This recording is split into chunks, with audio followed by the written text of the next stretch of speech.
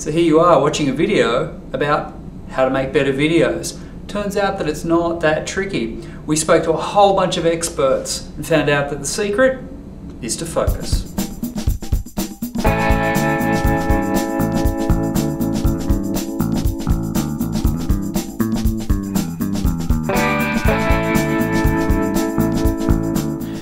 We started out by asking a few of our experts why video is good for IBM.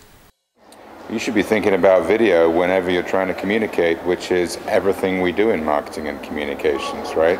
It's good for everything we do. It's good for workforce enablement, good for field enablement, good for brand, good for demand. And the reality is that we're moving away from a world that's dominated by the written word and towards a world, or back to a world that's dominated by storytelling and video, right? In general, so in Australia there's 14 million people online. Last month 10 million of those people watch video online, so whether they're C-suite executives or consumers or anybody else, there's a good chance they're watching video. So I wouldn't get too caught up by job title because C-suite executives are just like everybody else. If you look at content just being streamed online, I believe they predict by 2013 that something like 90%, over 90% of the content that's streamed online is going to be video content. It is a great way of delivering authentic advocacy. So people obviously don't pay as much attention to ads as they have in the past. What they are interested in finding out more about is what their peers think of certain things. And video is a fantastic way of getting that message out there quickly and in a realistic, authentic manner. I think that video is one of the few assets that we have that we can use that actually takes someone completely through the entire purchase funnel. Video is fantastic at delivering that initial brand experience and often enables us to tell a complex story in a quick and an efficient manner, and it gives that emotional connection as well. However, video is also a very good tool to take us down the purchase funnel and explaining products in detail, which enables us to get to the lead generation point of the process. Clearly, most people think video is awesome, but there's a critical part of the process that a lot of people miss, and that's planning and strategy. I think like with most things, if you don't understand where it is that you want to go and where you're starting from, you're never going to get very far. And so I would normally say that if you don't have a clear set of objectives, you're never going to have a particularly good piece of communication. Equally, if you're doing a video, it's unlikely that you're going to have a great video if you don't understand the objectives that you're starting with. Plan early. Be strategic about it. Ensure that, as I said, it's based as a campaign plan. It's not a tactic that stands alone, and it's not a tactic that's an add-on at the end of the campaign because you've produced something you then want to put it into media. It needs to be thought about up front so that it takes the right look and feel, it takes the right campaign and brand approach, that it's the right thing to do for the audience group. Assume that there will be a larger audience for it than what you originally planned. If you are putting a person in front of a camera in particular to talk about some products and services, if you're filming an event where someone is speaking, assume that this will go far and wide, a lot further and wider than what you originally planned. So thus, put in a level of production that's going to accommodate that. This is something that you might have planned just to use in social media post-event, but in fact it might be something that someone likes and would like to show at another event. Obviously the quality that we need to show that on a large screen at an event is far greater than what we need to show through YouTube or something like that. Integrate with the other demand programs teams. If your program doesn't have the budget to produce strong videos that could be used in advertising, you probably could if you integrated with the other teams. Planning that needs to be done is in getting the message right. The message needs to inspire. It needs to inspire the viewer to think. It needs to inspire them to act and to be, forward-looking. You need to be really conscious about how it's going to be repurposed. So you'll have requests from the seller community about having a 30-second version of it, a 2-minute version of it, a 10-minute version of it. So being able to repurpose it, I think, when you're first developing your ideas and planning for the video itself, you need to be really cognizant of how it can be deployed more broadly. In terms of what we're seeing in search results, you're going to see a lot more, I believe they call it Ogilvy stimulated search content, which is content that's available on social channels or through owned and earned media. And video is going to play a large part in that. So you can very easily dominate, and IBM has done this for some of its products, and our competitors do it as well, but dominating in video search. I believe YouTube is probably the second biggest search engine. So if you look at how we can actually dominate in that space, particularly if our competitors aren't active around a particular product or offering, we can really leverage video to get those high rankings. We also discovered that the best way to think about making a video is to think about telling a story.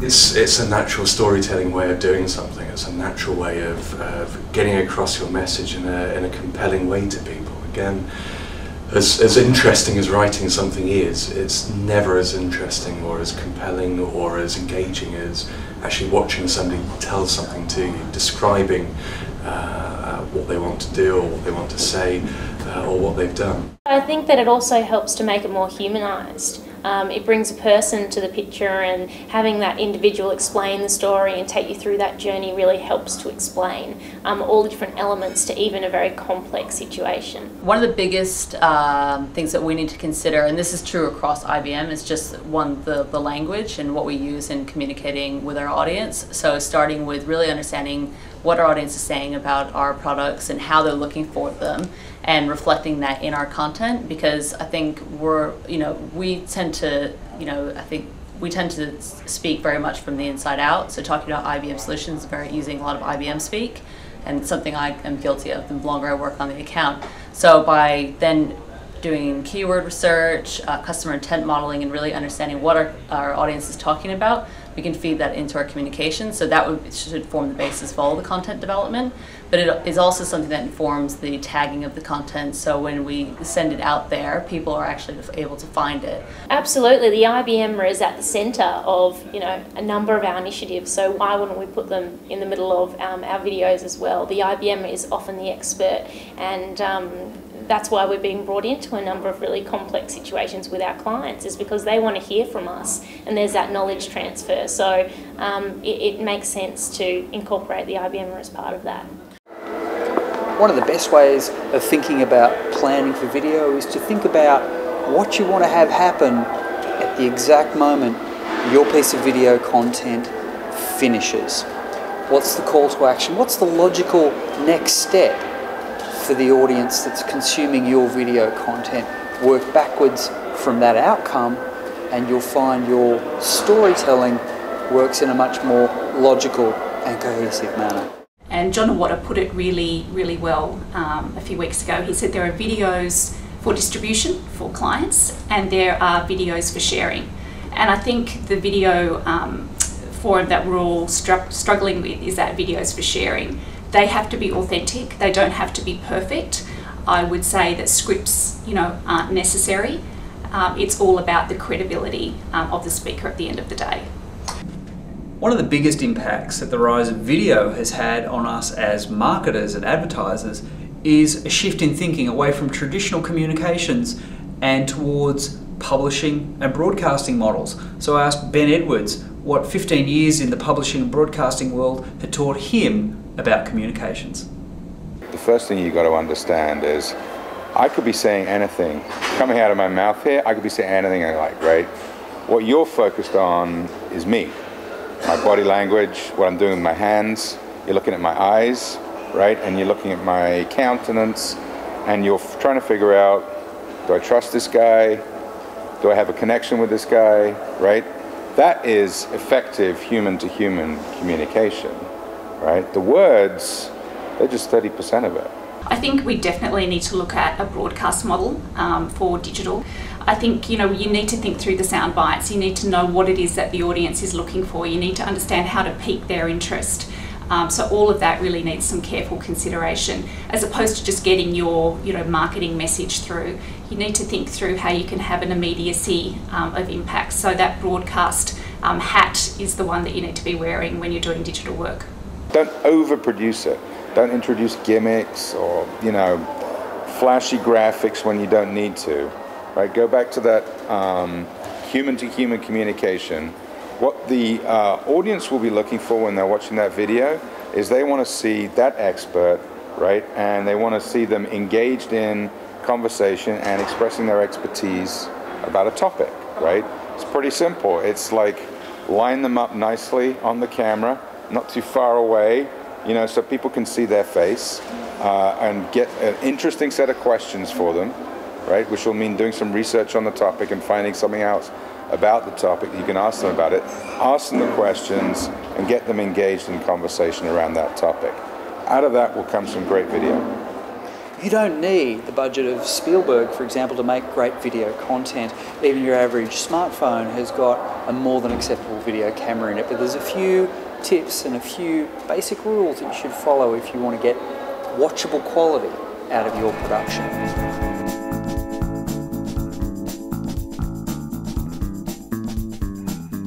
I think the most important thing is to make sure they're comfortable.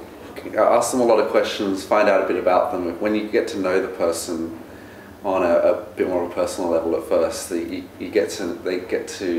relax a bit more. But the talent is critical. Making sure that they're aware of the fact that they are going to be filmed if it's something where the camera's just in the room. Making sure that their presentation is suitable for what this use is. Making sure we get their PowerPoint afterwards, you know, is obviously important. But for situations where we're filming someone specifically to use at an event, so we might have a customer, we're going to interview them in their office situation, and then that video will be shown at an event, is really making sure we've got the right person in front of the camera here. Obviously, A, are they qualified to talk about the subject, but B, have they got that level of engagement? Are they going to work well on camera? Are they going to be believable? And then also, who are we going to get to interview them? Are we just going to film them straight? Are we going to have someone there to talk with them? Are we going to have an IBMer or maybe a third-party person to do those interviews? Sometimes I don't get the best answer from a person, and so I'll rephrase, I'll kind of take on something that they said that they might have led up to. You can see it, you can often see in their eyes something that they're really comfortable with. And you pick up on that, and then you just ask that question again with a little bit more of a slant towards that, and then they go off running on that idea. It's just super important for us to really get to know the content, to get to know the speaker beforehand. Often the agency, we don't get the opportunity to do that. It's an IBMer, as I say, who might be flown in for the event. Always check on who the talent is. See if they've produced any video before, maybe they've got something on YouTube, but maybe some presentations. Find out from them themselves if they're comfortable being filmed, if they've done it before. And if you can, meet them in person, have a chat with them and find out a little bit about their personality. You want to keep it to a bare minimum. Only the camera person and the producer, if anything, they can have someone watching over if they're not comfortable. We always put a sign outside the door, just quiet please, filming. In terms of the room that you set them up in, everyone gets a bit confronted by a dark room that's just a bit bare, and so if you do have time to dress the room a bit, whether you can just, whenever we're on a shoot, we're scrambling around trying to find props to put in the background. So whether it's a pot of flowers, a chair, a vase, you know, turn the window just slightly so you see a bit of light on the outside. It brings life to the room. I would say the most important thing to do when you're making a video is to ensure that you're making a video that you would actually watch. The second most important thing when making a video is to ensure that the audio quality is really good, because your video is only as good as the audio. When you're setting up for an environment that isn't ideal, you've really got to kind of, if you can, just run around quickly and see where's the best corner of the room. What's important to always think about is lighting. Very first thing in terms of video, obviously, it's how much light is in the camera. If you're in a dark spot, it's not going to help an engaging video. Live locations are obviously more challenging than anywhere else. If you can make the person feel comfortable when we're interviewing them, if we can choose an area which has got some level of lighting so we can actually see the person and brighten it up to a level where it's going to look acceptable. Radio mics so we can hear them properly and we're not picking up too much background noise. If ever there's the option, think about it in advance, find a room on the side if there is one. There are some occasions you might be able to get the talent before the event, get a room in IBM, get a room anywhere, which is all you need is 10 foot square and you can video someone. My philosophy is usually to do another take that they think that the pressure's off, that we've got everything. I always say, great, we've got everything we need, just in case we need one more, just say that again. And they thought, great, well I've already done it, so let's just give it another shot, and it always comes out great. So I think asking basic questions first, make sure that you're not throwing them in the deep end straight away. You're saying, you know, just walk in slowly, we can start off with as comfortable as you like, and then as they get more comfortable, a bit more laid back, you can start hitting them with the questions, especially when they're leading in, when you can get hints of things that they want to talk about within those little questions is when you can really roll on to ask stuff that you might not necessarily ask who you plan to ask. Now, I'm no fan of auto cue. I don't think it does great things for authenticity, trust and believability. But it's not just my opinion. Let's ask the experts. I think the problem with having an auto cue is it somewhat dehumanizes the person. They sort of become this face, this screen of information. And I think the powerful thing about video is that you really you see the human there, and you see them talking, you see their views, as opposed to print where it's just written text and you don't really get a sense of who the person is. For a lot of these people, they feel like they have to present to a script even though they haven't got a script.